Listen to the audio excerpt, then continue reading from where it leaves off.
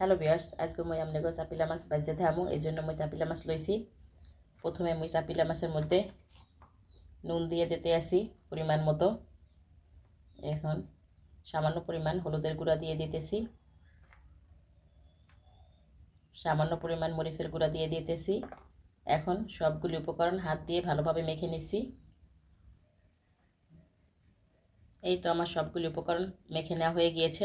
এখন আমি মাছটা ভাজতে চলে যাচ্ছি। একটা কড়াইয়ের মধ্যে পরিমাণ মতো রান্নার তেল নিয়ে নিয়েছি। তেলটা যখন গরম হয়ে যাবে তখন মাছগুলি দিয়ে দিচ্ছি।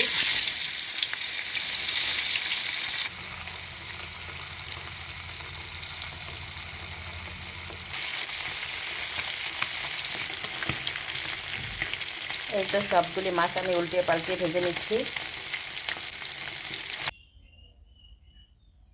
এই তো আমার তৈরি হয়ে গেল চাপিলা মাছ ভাজার রেসিপি। আর আমার ভিডিওটা যদি ভালো লাগে বেশি বেশি করে শেয়ার করবেন, পেজটাকে ফলো দিয়ে পাশে থাকবেন। সবাই ভালো থাকবেন। আল্লাহ হাফেজ।